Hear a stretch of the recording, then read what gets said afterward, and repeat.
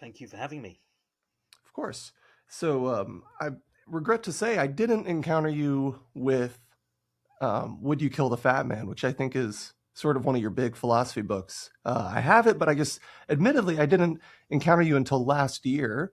I read Reasons and Persons by Parfit for my analytic philosophy class, and I feel like the scales fell from my eyes, and I sort of realized the direction I want to be going in philosophy.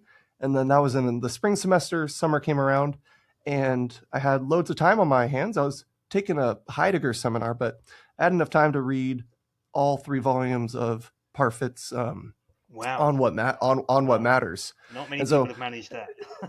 well, no, it's just this is the joys of being 20 25 at the time with lots of time on my hands. So um, I can't tell you how much of that I retained, but I certainly realized Parfit was kind of the direction I wanted to be going. And so right after finishing All What Matters, I before I dove into McMahon's 2 books, Ethics and Existence and uh, Persons and I think Principles and Persons, I actually read your biography of Parfit, and I was amazed at how you took someone from the boring analytic tradition and actually made me cry reading his biography. I mean, that was um, you really brought us into that guy's life, and it was pretty amazing. Yeah.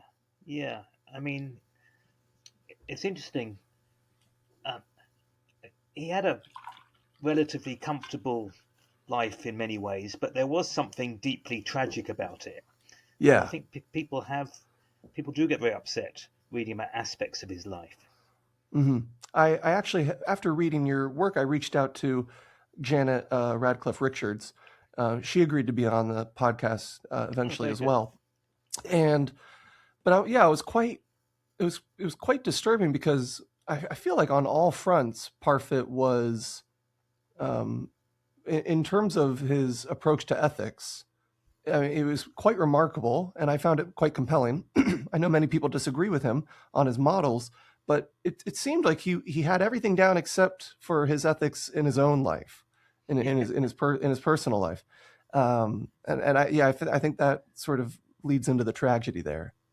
Yeah. So I don't know, where you want to start or how you want to get into that, but it's true. Uh, he he missed out on what a lot of us would regard as very important for a flourishing existence. So Mhm. he was so hell bent on working that he sacrificed almost everything else. Yeah. And I guess if you're a genius and you're producing great work, then maybe it's justified. And at the end, I talk about, Parfit's gamble. The gamble was he was his philosophy worthwhile? Was it worth sacrificing everything for his philosophy? If you hmm think he's an important philosopher like me, and obviously you agree, then you might think it's a gamble that paid off. He's a controversial figure because lots of philosophers don't like his methodology or indeed his conclusions. Hmm. Hmm. Well, yeah, I guess I sort of just dove right into this. I want you to, I guess I would rather you talk a little bit about what brought you towards Parfit. People should know you. You host the Philosophy Bites podcast. You also wrote 4 pretty amazing philosophy books. Your recent one, Death in a Shallow Pond, might have some crossover topics with what we're going to talk about today. But what brought you to Parfit?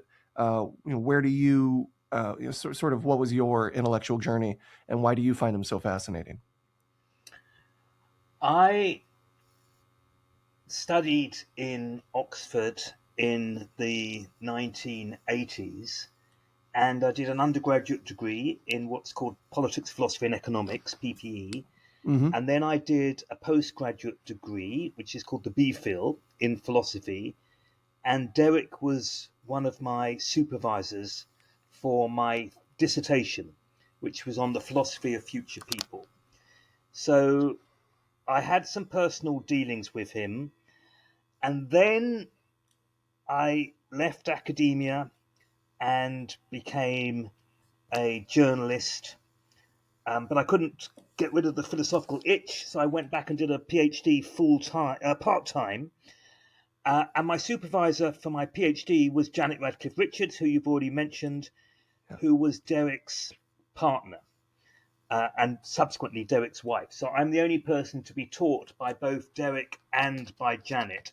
Oh, wow. So yeah, so I knew them both, so that was a good start.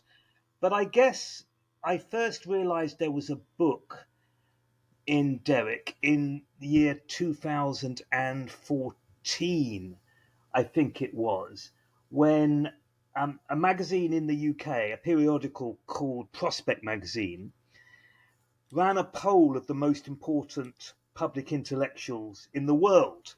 It's rather kind of ludicrous poll. The top 50 they had, and on that list was both Janet and Derek.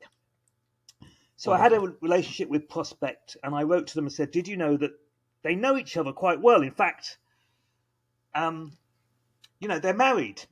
And they said no, they had no idea. They'd been on this list kind of separately. So I said, "Well, I'll write a joint profile of them," and I wrote a profile which they gave the title something like "The World's Most Cerebral Marriage" or something like that. And it and I got to know Derek a bit more then, and some of his idiosyncrasies. And then something very strange happened, and that's when I really realised there was a book. There'd been a profile of Derek in the New Yorker beforehand, and it had been a good profile, beautifully written, but Derek hadn't loved it. I think there'd been a few errors. And I knew about that because Janet had told me. So I wanted to make sure that my article was completely fact-free. Oh, is this when you went to walk around with him and take notes? So yeah, I'd been to his Oh, house. no. I'd been to Janet's house, and I'd been interviewing them, and I'd been taking notes. And so I said to Derek, "Would you mind having a quick look at the article? Check there's no factual errors." So I sent him the article, and then I went for a walk with my wife. And I explain this in the preface of the book. And while I was up on top of a hill somewhere, I checked my emails, and there was a note from Derek saying, "David, thank you very much. And he talked about my previous book, one of my previous books, Would You Kill the Fat Man?" which he said, "I love that book." He said something like that, but you cannot publish this article. So I was very upset because I'd taken a long time to write it, and I rushed down, opened up the attachment where he'd listed 30 errors in my article. And I went through them one by one, and it soon became transparent how weird this was, because the first error was not in the piece, and the second error wasn't there, nor was the third or the fourth or the fifth. And then it suddenly dawned on me what had happened, which is when I'd been taking notes, I'd created a file of my notes, and I'd sent my file to Derek and said, "Here's the article." And this was a file which had just bullet points. Bullet points. It had no beginning, it had no middle, it had no end, had no structure. It had nothing. It was just weird notes that I'd been quickly jotting down. And some of the sentences weren't even complete because, I hadn't managed to finish a sentence while he moved on to the next topic. And Derek had thought that was the article because I told him that was the article. He was so literal minded. And I thought, oh, this guy's very interesting. Yeah. And so afterwards, that's when the germ of an idea of writing his biography was implanted. He died in 2017. Mm-hmm. And then, I thought he's a very interesting philosopher. And although his life on the face of it is not particularly fascinating because he spends his entire life in academia, in fact, he's an extremely interesting psychological case study. Yeah. I mean, you got to ask yourself, what is going on in the mind of someone this brilliant to where they see bullet points and they can't connect like, oh, he sent me his notes. How could he possibly think that was the article? Yeah, it was extraordinary. Yeah, I was planning this podcast with you. It was pretty difficult because there's so many interesting social aspects of Derek. I remember you told the story one time of, he was rushing to go get food because he wouldn't eat in the calf because he always had to work on his book or his work. And so he went and he grabbed the whole bowl of fruit salad and he cut in line to get this fruit salad.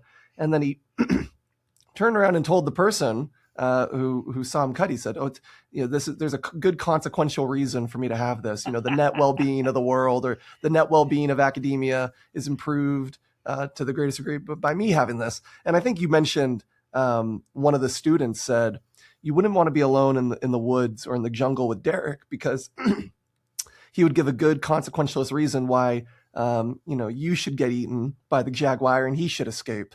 And there's so many of these moments. And you actually have a really fascinating story, which I'm going to be. This is just going to be a guilty pleasure. I just want to talk a little bit about these. I want you to tell the story about Brad Hooker and his wedding that he invited Parfit to. Because after the book, I actually reached out to Brad Hooker. He was one of my letters of recommendation, and I've been in contact with him for quite a while now. But if you don't mind sharing the story of, if you recall the story of Brad Hooker, or maybe did Brad tell you the story? Yeah. Well, there is a story about Brad Hooker and his wedding. It's not particularly dramatic in the book, except it is illustrative of Derek and the last 25 years of his life, which is that, he'd known Brad for a very long time. They'd been involved, amongst other things, in a discussion group, and Brad was one of many social events. This wedding was one of many social events that he just refused to go to because he said he was too busy, and he didn't like socializing. At that stage, he was finding small talk very difficult. I mean, there's some more dramatic stories about that. There's one which I think is very, very sad, about Susan Hurley, who was a very good philosopher who'd spent time at All Souls, and in fact was the first female fellow at All Souls. And Parfit had been a big supporter of hers, and they'd had a relationship, which actually not many people knew, but I found out about it. And she comes back to Oxford, and this is late on. This is, I think, about 2006, something like that. And she's dying of cancer. She really hasn't got very long to live. And they have a mutual friend, and the mutual friend and Susan are going out for supper. And they say to Derek, "Would you like to join us?" And Derek says, "Sorry, I'm too busy."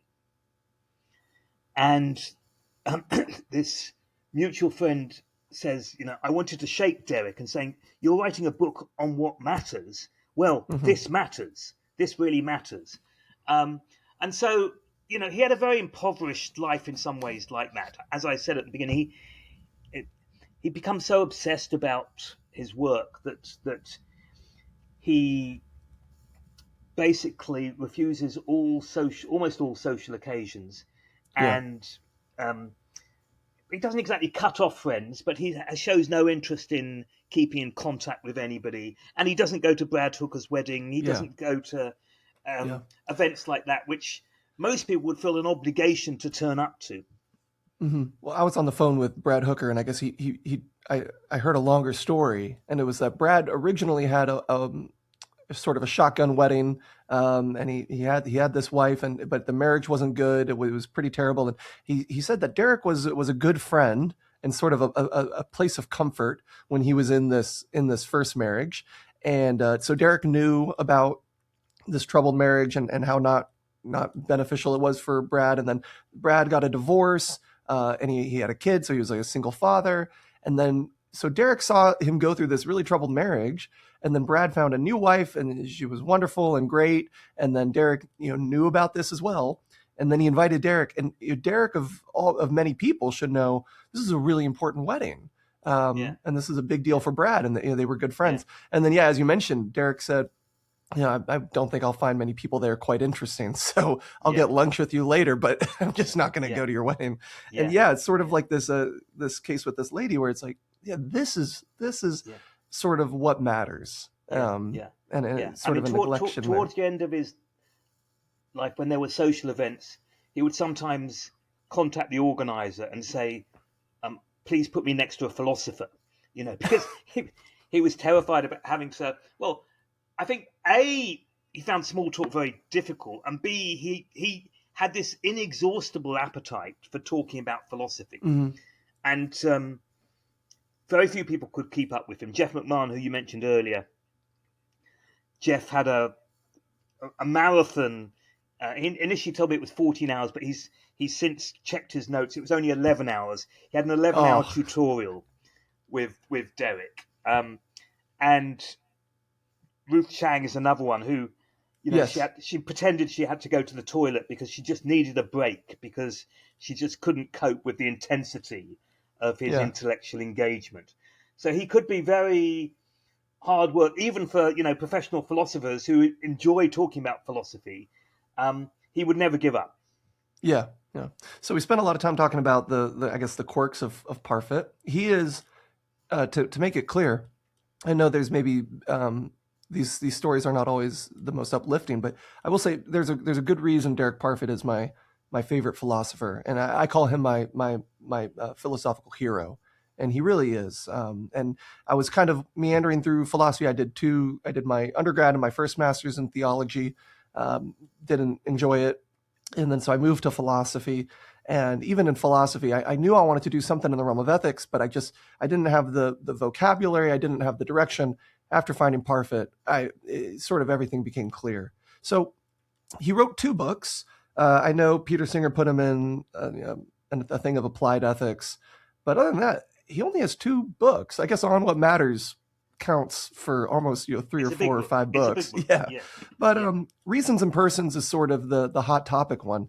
I yeah. know if I asked you, can you kind of briefly walk us through everything that's in Reasons and Persons, I would need to ask for 5 more hours of your time, so I won't do that. But I guess in Reasons and Persons, he sort of ties in what you might think at first glance are a lot of disconnected ideas like prisoner dilemmas, identity, and then population ethics in the end, self-defeating, self-interest theories, and how all these things tie together might not be the most obvious at face value, but sort of, I guess, On What Matters, I think, does a good job at reconciling all those points together. But one big thing that came out of Reasons and Persons and then was very solidified, not came out as in, it wasn't new to philosophy, but it was something that Derek was really hammering home, was the impartiality or impersonality of ethics, where he's basically, I think he even has a chapter in Reasons and Persons called Impartiality or Impersonality, where I guess I'll ask you, can you sort of walk us through in ethics, what is impartiality and what are its implications in various theories?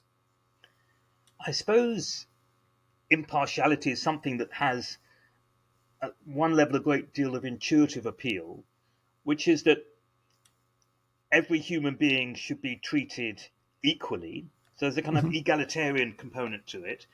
I mean, one way of thinking about it is to contrast it with forms of deontology, where you might think you've got very special relationships with particular people, with your parents, with your kids, with your neighbors, maybe with people in the same club as you. I guess impartiality is the idea that you consider everybody equally. Um, that doesn't mean that everybody gets equal treatment, because there could be good impartial reasons for treating some people specially. For example, it may be, if you're a utilitarian, which is a kind of impartial ethics, it may be somebody would get more benefit from a policy than somebody else. And so that would be a reason that would be an impartial reason for supporting that person rather than the other person in this particular policy. So it doesn't Mm-hmm. mean treating people equally, but it does mean that you regard everybody impartially as equal. Mm-hmm. So when I was reading On What Matters, there's a lot of the famous lifeboat example that Parfit gives, where sort of one amount of people is on a rock, and then a larger amount of people is on another rock. You can only save one group, um, you know, and then sort of the reasons that can come over you of why you might pick one group over the other.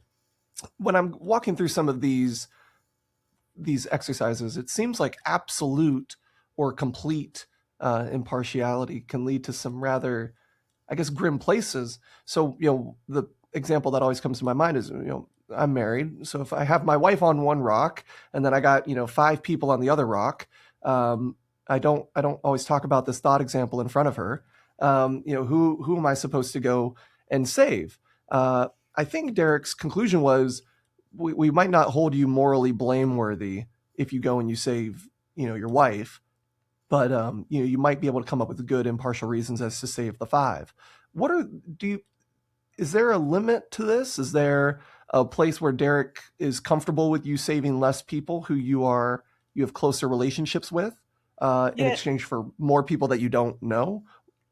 yeah, definitely. I mean, the trolley problems which you describe, and which I Hmm. have also in the back book about what you call the fat man, these are all strangers. So these are, should you, the train is going to kill 5 people, should you redirect it and take one life? These are all with strangers. Yeah. Um, I mean, part of the first section of Reasons and Persons is to show that in some ways, common sense ethics is totally aligned with impartial consequentialist ethics because it would be a disaster if each of us regarded our partners, our husbands or our wives or whatever, as equal with everybody else, Yeah. or regarded our children as equal with everybody else's children. Just think what a disaster society would be. It works very well that we have these very special relationships with our kith and kin. So, from an impartial justification, you can easily see why you should have these special relationships. Bernard Williams has got this. Bernard Williams doesn't accept that. He thinks that there's a deep reason Yeah. for thinking that we have a special relationship with our partners or whatever. Whereas Parfit thinks it's all justified at the kind of meta level, at Yeah. the impartial level. But Bernard Williams says that if you ask, even if you ask that question, or even if you think about that question about whether you should save your wife or save 4 or 5 strangers, you've had, in Bernard Williams's phrase, one thought too many, which is a lovely phrase. Yeah. You've had one thought too many. You shouldn't even. It's absurd even to contemplate it. I Hmm. don't think Parfit would go that far. Parfit will contemplate anything, but he will come up with a rationale for partiality. So there are impartial reasons for us to be partial. If the world Hmm. goes better, communities work well, societies go better, where we have these special partial relationships with various people. Yeah. Yeah.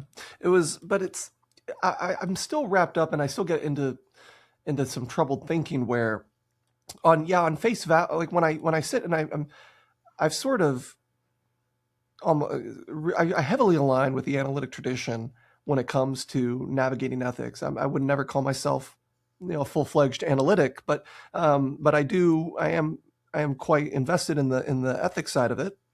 And when I think of the moral theory that is going to, make, give us the best outcomes, it has a very high degree of impartiality.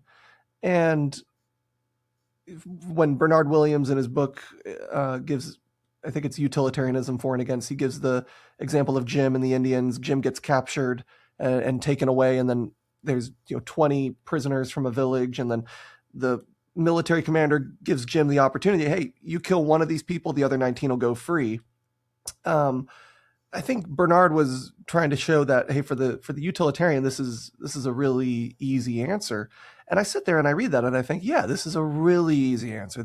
I don't need to think about it. There's not much thought that goes into this. I can think of a million reasons why you should take the opportunity to kill this one person. But when I put someone I'm quite partial to in that situation, my math goes sort of out the window. But then I get worried of, is there a subsequent amount? Is there a determinate amount of people where I have to start doing the math again?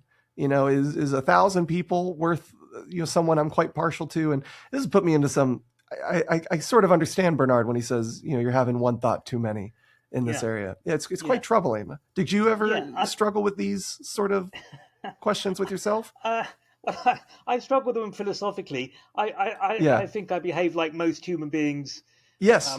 in normal practical situations, and so I give lots of special privileges to my own children rather than other Yes. people's children, and that comes very Yes. naturally to me. I mean, I think you should spell out the Jim one with a bit more detail. So the point about the gym example is that you can kill one person and then 19 will go free. And if you don't kill that one person, all 20 will die. So the person Yes. that you would have shot will Is die going to die anyway. anyways. Yeah. Yes. Yeah. And that's And sort of so, like the nuclear reason right there. Yeah. right. So from a utilitarian point of view, it does seem utterly straightforward. And Bernard Yeah. Williams says, yes, even I recognize that probably in this situation, you should shoot one person, but it's not a straightforward Hmm. calculation the way the utilitarians look at it and they say 1 life, 20 lives. Bernard Williams says, no, it's more complicated than that. I accept that you might be right about what you should do, but it's not just 1 against 20. For one thing, and most importantly, as far as Bernard Williams is concerned, in the situation where you actually shoot somebody, it's you doing the shooting. Hmm. So you are causally linked to the person who dies in a way in which if you do nothing and all 20 die, well, somebody else is responsible for that. You're not responsible for that. Yeah. And impartial ethics, utilitarianism, consequentialists, at a kind of theoretical level, can't take that distinction into account because all they care about is the consequences. And if all Hmm. you care about is the consequences, you don't care how the consequences got there. You don't care who caused the consequences. What you care about is the consequences. Whereas Bernard Williams says, no, in our moral life, it matters who is responsible for something. It doesn't just matter what the outcome is. Yeah. Yeah. And sort of, so in your first book, which or Would You Kill the Fat Man? Without even reading it, I know you talk about the trolley problem and then the implication of, or the modification where there's now a fat man involved, where you can, as everyone listening to this will be familiar, you can pull the lever to redirect the train to kill one person instead of 5 people. And there's something a little more detached there. You know, you're only interacting with this train lever, and then one person dies because of that. But with the fat man, it's sort of like you're pushing this fat man in front of the train to activate its brakes so it doesn't go and, run over 5 more people. And there's something more personal there. There's So, some more intense points of contact there that yeah, make people, I think, a little bit more hesitant.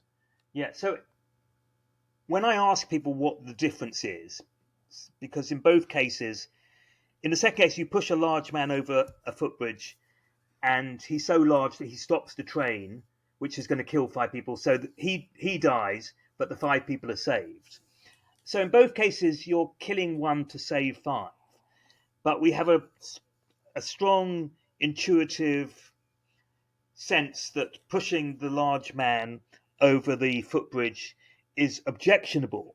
And the question is, well, what's the difference? If it's okay to turn the train in the first case but not push the large man in the second case, what's the difference given that in both cases you're killing one to save 5? And then lots of people give your answer. And they say, when I ask them, they say, well, in the large man, fat man case, you're up close and personal. You're using Mm-hmm. your body, and that's different from just turning a switch. Now, once you get round to reading the book, you'll see that I go into this, and there's a variation of the trolley problem where the train is going along, it's going to kill 5 people. There is a large man on a footbridge. This time, the way to save the 5 is to turn a switch exactly the same as in the first case, and it opens a trap door Yeah. in which the large man drops. And uh, you kill the fat man. And once again, 5 people are saved. So if you put that to people, this time they're not having to use their body. All they're doing is turning a switch at exactly the same as in the first case. And yet, still, people think, no, there's something wrong about Yeah. turning that switch to. And fewer people think it. I mean, many more people are prepared to turn the switch to drop the fat man than they are to push the fat man. But Yes. still, people still think it's wrong. So the distinction still exists between killing the fat man that way and turning the switch to direct the train. And so the Yeah. puzzle still remains. And the book, you probably don't want to go into it, but I'm happy to Yeah. go into Yeah. it. But Yeah. the book gives what I think is the answer, explains the Mm-hmm. conundrum, and gives the solution. Yeah. But it's not purely about the physicality of pushing the Mm-hmm. large man.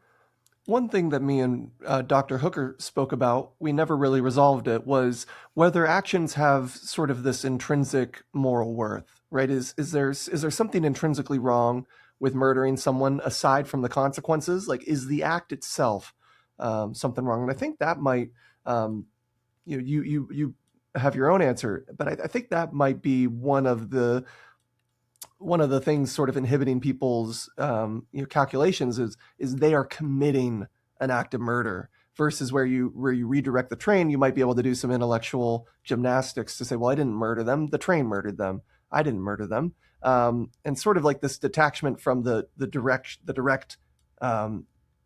instance of this person dying. So moving back to Parfit, in On What Matters, he has this synthetic theory where he combines Kantianism, Scanlonian contractualism, and consequentialism or utilitarianism. Can you sort of give us like a little bio of all three of those moral theories and how they sort of come together? Well, consequentialism, we've already sort of touched on it. It's the view Yeah. that what matters is the consequences. Deontology is the idea that there are special rules and sort of prohibitions, and there are duties and obligations. You shouldn't lie. You should keep your promises. Maybe you've got special relationships with certain people in your life and so on. So that's not consequentialist. Those are the two main theories. And contractualism is the idea that there's some kind of contract between people. I mean, in political theory, contractualism of various kinds is quite important in the history of political theory. So John Rawls, the most important political theorist of the 20th century, has a kind of contractual theory about how we work out the rules of justice. And Tim Scanlon is in that tradition. So those are three different ways of thinking about ethics. And Parfit, before the book is called On What Matters, he spends years and years writing this book. And it's circulated very, very widely, so that by the time it comes out, Everyone's already read it. Everybody who might be interested has already read it. Yeah. And it's got longer and longer because he's trying to respond to everybody's criticism. But for many years, the draft is called Climbing the Mountain. And so he has this metaphor that these different theories of moral philosophy are climbing the mountain from different sides. And they get to the summit and they realize they've been climbing the same mountain. And so his project, and it's very complicated and not necessarily very successful, but his project is to show that these different traditions are much more aligned than most people realize.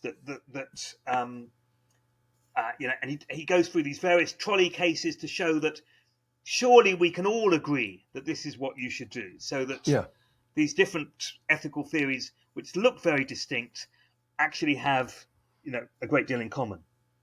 Yeah. One thing that I appreciate after reading Parfit was his dedication to the idea that whatever moral theory we're navigating the world with, it needs to be pragmatic. It needs to be realistic. It needs to be something that we can all actually get behind.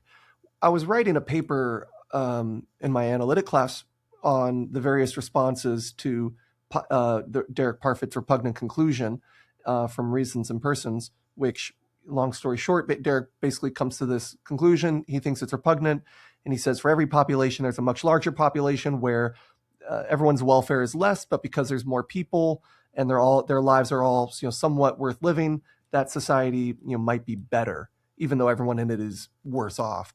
And this can scale and scale and scale, larger and larger populations, less and less welfare, but they're still technically better. And so Derek he called this the repugnant conclusion. So I was walking through some of the responses that I've read online on Phil papers, and it seemed I was getting so frustrated because a lot of these responses were very esoteric, and there was someone that got published and they wrote about the many worlds thesis and said, well, assuming there's many worlds, and all these worlds have their own populations, and now it's so hard to calculate, and so we can actually the whole problem just dissolves. And then there was another one who came up with a relevant proximity to you, and then your moral considerations are within this proximity, and these are all published papers. And I'm sitting there and I'm thinking to myself, man, if Derek was reading these, he would be so upset, because all of these are so not applicable to real life. They're all very sort of just in the drawing board, in the lecture room, and there's no practical application. And so that's why the reason I wanted to talk, I talked about impartiality earlier, was I wanted to see how realistic it is to have senses of impartiality and the ability to sort of discharge maybe not the more deeper levels, but some of the outer levels of our biases in considering the moral worth of people. And then we talked about consequentialism, because that's pretty much the popular theory in contemporary ethics. And then Derek Parfit's synthetic theory. Derek, near the end, throughout his whole life, but especially near the end, he got very involved with a lot of these philanthropy organizations. I saw him give his speech for Giving What We Can. Me and my wife give to Giving What We Can. I have Will McCaskill's book, What We Owe the Future. And I know Derek, in Reasons and Persons, sort of navigates. He gives the example of the 14-year-old girl getting pregnant. Maybe you can sort of tell us about that.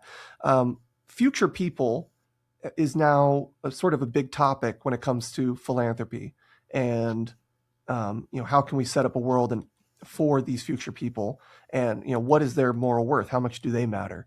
Can you sort of give us Derek's view on future people and our moral obligations to them? Yeah.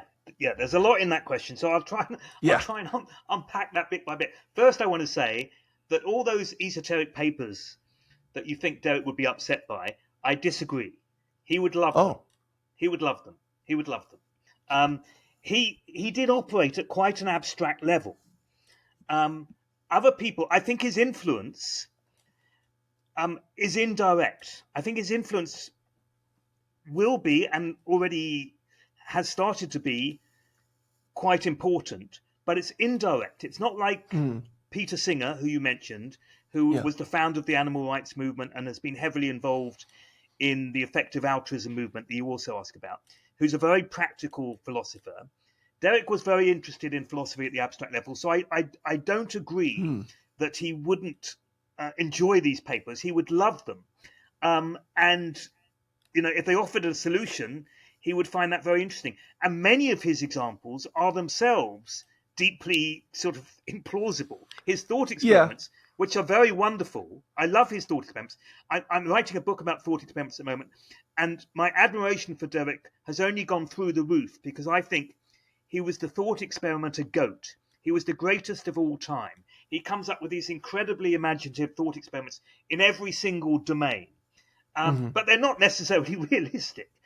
So let me go back to your question about basically philanthropy. So there's an organisation that starts in Oxford, a movement really called the Effective Altruism movement, and one branch of that is called Giving What We Can, and it encourages us to give 10% of our money away to good causes.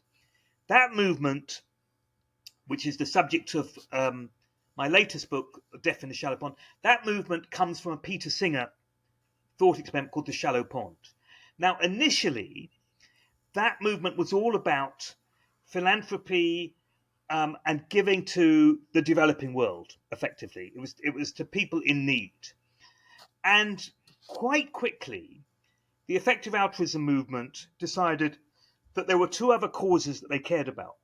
One was animal rights, which, of course, Peter Singer is very interested in and wrote the sort of founding document on animal rights called Animal Liberation in 1975. And the other was future people. And the godfather of the future people movement is Derek Parfit. So back to Derek. You wanted to know about Mary. Yes. Yes. So it's a slightly old-fashioned and some people might find it an offensive example, but it's he's writing about this. The book comes out in 1984, and he imagines that there is a girl called Mary who um, gets pregnant and has a child and gives the child a bad start in life because she's only 14. And Derek says we can all agree, surely, that it would have been better if Mary had waited 10, 15 years or whatever and had a child at a later stage where she could have given that child a better start in life. Now, to some extent, it would have been better for the 14-year-old who then becomes the 25-year-old, because Mm-hmm. obviously if you have a child when you're 14, that ruins your life as well. But Yes. we're inclined to think it's better for the child, okay? Because the child at 14 has a bad start in life, and if she'd waited, the child would have a better start in life. And Derek points out an obvious fact, which nobody had ever really pointed out, which is, well, that would be a different child. So in fact, if Mary has the child age 14, it wouldn't be bad for that child, because It's going to be as good as it is. because if she postpones the decision, that child wouldn't exist. Mm-hmm. So long as that child's life is better than nothing, it's not bad for that child. He then takes that example and he extrapolates. And what he realizes is that lots and lots of decisions that we take have this kind of structure. So if you think about a big policy, you know, Donald Trump decides he's going to put tariffs on Denmark, for God's sake. These sorts of things will affect how the economy goes. Mm-hmm. And depending on how the economy goes, different people will be born. You have to think that each of us is the product of our parents having sex at a very particular moment of time. And if you change, what time the trains arrive, or if you change spending on hospitals or whatever, you're going to affect the kind of people who are born. So the puzzle arises: what happens when there's a policy like not worrying about climate change, which means that 3 or 4 generations down the line, people have quite bad lives because we haven't taken any action to prevent climate change. So in 100 years' time, people have very bad lives, and the sea levels have risen, and countries are going underwater, and so on. But you might think, well, none of those people would exist had we taken drastic action now. So what harm have we done? What Mm-hmm. harm? Normally, if we think something is bad, we think something is bad for somebody. Yeah. But Parfit pointed out that something can be bad even if it's bad for nobody. So go back to Mary. Mary's decision to have the child now is bad. She should have waited, even though it's bad for nobody. Mm-hmm. Because it's not bad for the child, because the child wouldn't have been born. So Yeah. if you want to say that Mary's decision is bad, or if you want to say that doing nothing about climate change is bad, you have to come up with a different explanation. You can't say it's bad for somebody. And this moves into his impartiality ethics. Yeah. This is a link to what we've been talking about earlier. Yeah. What he ends up saying is something is bad. Let's imagine there are two policies. Policy A produces 1 million happy lives, and policy B produces 1 million lives that are less happy.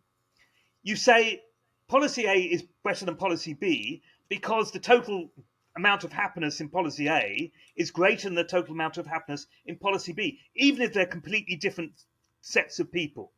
Yeah. And so it's a through his arguments, he comes to an impartial conclusion about how we should act. Yeah, I think one of these ways that I think, if I recall correctly, that Derek said is sort of, we can, instead of talking about Mary's, child in a specific way, we could sort of extend ourselves out and say just whoever that child will be, whoever her child is. There's different times where this abstract idea of her child will be better off than the other version of her abstract child. if I'm recalling correctly. I Yeah, have a I'm thinking question. the easiest way of thinking about it is if she has a child now, she'll have Yeah, let's say she has a child Bill, and Bill has an okay life, and if she waited 10 years, she had a child. Let's call him Ben, and Ben has a great life. yeah, Ben's life is better than Bill's life, so she should hmm wait. Okay, that's yes, the easiest way of thinking about it, I think. yeah. So I think real quick, I know this is probably a really overused topic, and I know you just wrote a book on it, so everyone can have access to that. But it's just so prolific. I mean, Peter Singer's Shallow Pond. I had one question, and I'm curious to hear your take on it, and it regards future people. Um, you might be able to go into some better detail on Peter Singer's Shallow Pond, but for the audience, I mean, you're walking past a pond, you got a new pair of shoes that you spent a lot of money on, you see a little girl drowning in the pond, you know that your shoes are going to get ruined, your expensive shoes. Of course, you go in the pond and you save her because you're not a demon. Peter Singer's conclusion is, that amount of money that you were willing to sacrifice to save that one life within your immediate proximity, you have that opportunity right now, right? You could spend that money right now and give bed nets for malaria, or donate to Giving What We Can, or all these other options. But so Peter Singer, in this experiment, it seems like he's sort of removing the illusion of proximity as a moral inhibitor. I was curious though if we could, I don't know if a philosopher has already done this or not, but if we could have a temporal dimension to the shallow pond analogy and say right now, wherever we are, we have the opportunity, just like to save that one life, we have the opportunity now to take action, whether politically or economically, to make the drowning child better in the future. Whoever this person is, whoever these future people are, we have that opportunity right now, just like we do to save someone who's alive right now in another country. I think there's room to argue that there's a sort of a temporal illusion, just like there's a proximity illusion that Peter Singer navigates. Yeah, well, so Derek argues precisely that. So just as geography is irrelevant, it doesn't matter whether somebody is being hurt in Texas or in London. If somebody's being hurt, somebody's being hurt. The distance is irrelevant, so Mm-hmm. time is irrelevant. And he has an example early on in section 4 of Reasons and Persons. Section 4 Hmm. is the section which is devoted to the philosophy of future people and our obligations to future people. And his very simple thought experiment, he imagines that there's a broken glass which is left in a wood, and somebody steps on it tomorrow, a child steps on it tomorrow and hurts her leg, and there's bleeding and so on. So that's obviously bad. And he says, well, imagine that the glass lies under the foliage for 100 years, and then a child who Mm-hmm. doesn't currently exist steps on that glass in 100 years' time. Well, the fact that that child is not alive at the moment is irrelevant. I Mm-hmm. mean, if the child steps on it 100 years, it's equally bad as if Yeah. she steps on it tomorrow. So time is irrelevant in the same way as distance is irrelevant. Of course, time is relevant in certain practical ways. So, one way in which it's practically important is we are much better at predicting what's going to happen today or tomorrow than we Yeah. are in predicting what's going to happen in 100 years' time. So there Sure. might be good reasons to favor the near in time compared to the very far distance in time, just because we can be more confident about Yeah. what's going to happen tomorrow than we can be about what's going to happen in 100 years. But what he insists upon, and he wrote an article with Tyler Cowen, the economist, about this exact same thing. What he insists upon is that morally, ethically, it makes no difference whether somebody is hurt now or whether somebody's hurt in 100 Yeah. years. Brilliant. Brilliant. Yeah.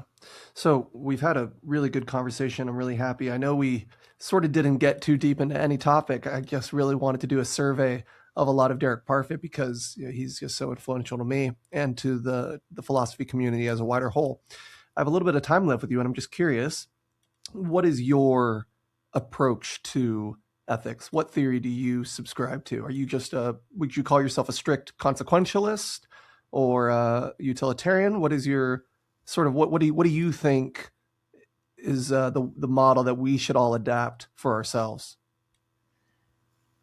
So I'm very convinced by Derek, of course, but I retain some non-consequentialist instincts, I Mm-hmm. think, which Derek doesn't possess. Mm-hmm. So um, there are aspects of consequentialism that I find difficult to stomach. I think when I was younger, I was definitely more consequentialist than I am now. Yeah.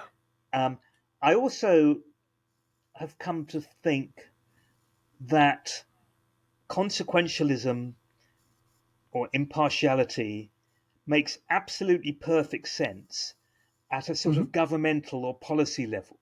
Oh. But there are different levels of morality, and at the personal level, and this might be explained by consequentialist reasons as we've been talking about, but the personal level, Yeah. it's quite right that we have these deontological instincts. I mean, and that we would be appalled by somebody who would sacrifice their wife for two other lives. Yeah. Um, Yeah. but at the policy level, I think most of us do think that a kind of utilitarianism makes sense.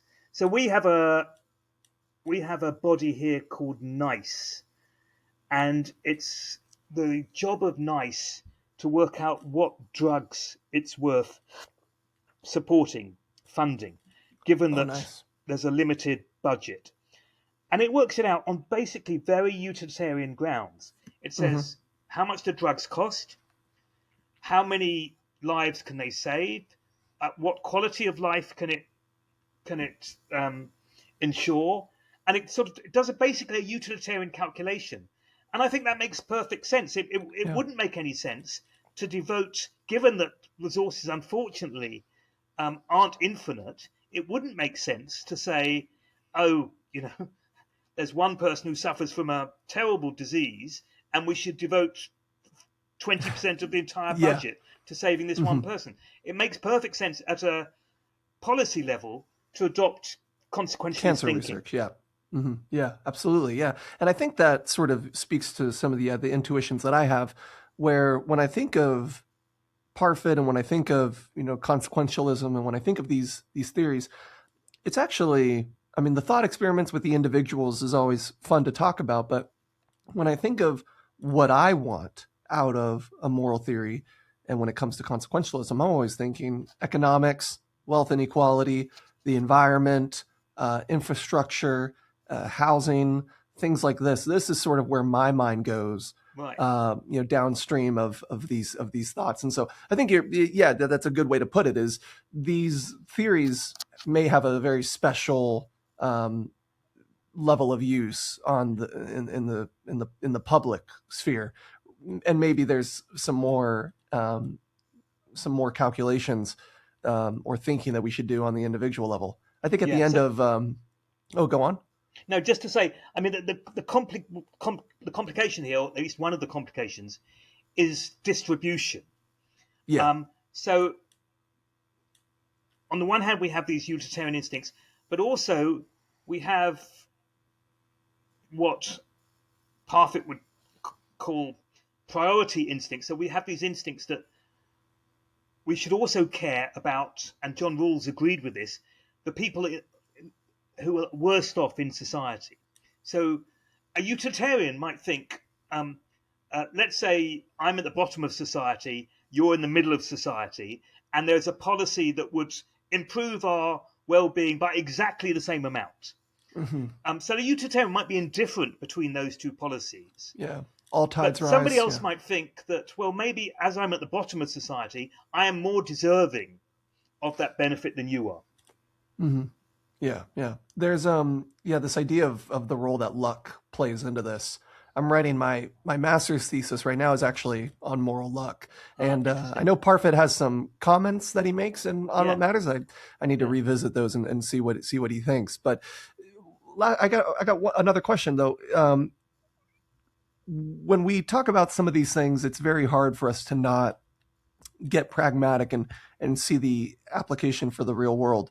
Do you, when you look at the world of politics and the world of economics, do you have any idea of what you think would be a good model or a good approach to have? Like, are you in favor of UBI? Are you in favor of sort of this, I guess, like a sort of a virtue-oriented economy? Is there somewhere that you lean towards this? Um, so I think some of these policy questions, the philosopher has not a lot to say, in part because it depends how successful they are in working. So Sure. I think So I mean, I've looked at UBI, uh, and there are different kind of studies, but it does look like, as far as I can tell, the weight of evidence is that it is quite successful. Um, it does work.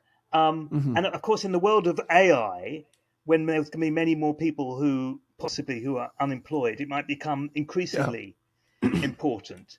Yeah. Um, so, but when it comes to those arguments, I'm not sure that the philosopher has much of a role to play. I mean, I think the philosopher's role is at a much more abstract level about what you're trying to achieve, Hmm. rather than the kind of specific policy level. The philosopher does get quite specific about some areas, like if one thinks about things like the assisted dying bill that's going through the Parliament in Britain at the moment. That's something that philosophers, of course, are very interested in. Yeah. In the past, of controversies like abortion and Yeah. capital punishment and free will and so on.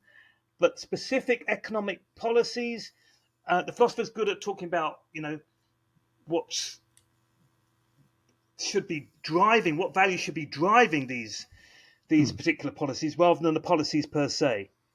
Mhm. Do you think that's sort of one of the criticisms, though, of philosophy, is that philosophy sort of is relegated to these lecture halls, and then is you never really see the philosophical progress, applied in society? Or are we all supposed to just think that, the economic or the social changes we see implemented in the world, there was some interaction with a economist and a philosopher in the university, and then that's sort of where the benefits of philosophy come from? Yeah, no, Do I you don't think think there's it is. a I don't think it is a good criticism of philosophy, because it's just understanding what the role of philosophy is. So, if you're a Rawlsian in political theory and you say, this is we're giving the rough outline of what a society should look like. We think there should be, for example, special attention to give to the worst off in society. That gives you a very useful framework. So the economist and the social scientist and the political scientist and the legal scholar, they can take all that and do something useful with it. But it doesn't Mhm. mean the philosopher is useless rather. The philosopher has Yeah, played a very, very useful role indeed. yeah, And the other disciplines are then filling in the details. yeah. So this has been a great talk. I was really trying to hide how much of a fan I am throughout the conversation, but I'm going to let you go. But real quick, can people should know that they can find you on Philosophy Bites, and that'll be in the description.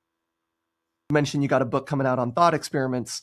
Is there anything you can tell us about it? Is there anything you can Yeah, share? Do it you know might when be. it's coming out? No, I don't know exactly, and I'm still researching it. I'm hoping it will come out in what are we? We're talking at the beginning of 2026. I'm hoping it will come out towards the end of 2027 Oh, if I get my skates on. It's a kind of yeah, history of 20th century philosophy told through thought experiments, and Derek just crops up everywhere yeah, because yeah. I would yeah, assume. he has thought experiments about time. He has thought experiments about personal identity. He has thought experiments about future people. He has thought experiments about prisoners' dilemmas and so on that you mentioned at the beginning. Uh, he has an extremely fertile mind, an incredibly imaginative mind, like nobody else I've come across in the 20th century. People criticize these thought experiments. I love them, and I think they're quite valuable, which is why I'm writing Yeah, a book about them. But yeah. anyway, Derek will reappear, so we haven't heard the end of Derek Parfit. Yeah, I think it was in the second volume of On What Matters, one of those opening criticism essays. I forget who it was, the Alan whole Wood, I essay was think. just Yeah, the whole essay was just we shouldn't use yeah, thought experiments. But I think Derek in Reasons and Persons defends the use of thought experiments, where he says there's a difference between um, I think it was like actual impossibility or yeah, theoretical impossibility. I think he has yes. a So specific comment. in the section on personal identity, there are these puzzles about what happens if the brain was split and Yeah, one hemisphere went in one direction and one hemisphere went in the other direction. They went into two different people. Which is the original person? And the question is um, whether that is practically possible. And Derek says yeah. that doesn't matter so long as it's kind of theoretically possible. Hmm. Then we can use Then we this have a thought experiment. conversation. Yeah, Yeah, yeah. yeah. All right. Well, this has been an awesome conversation. So I really appreciate your time. And I guess we'll put on a 2-year clock and wait for your next book. But until then, I'll come back in your two current years. books, until then, your current books are such a wellspring of fun. So you make philosophy fun and you make it accessible, but you don't neglect the finer points in it. So thank you for your work. I've enjoyed talking to you, Jack. Thanks very much. Yes, sir.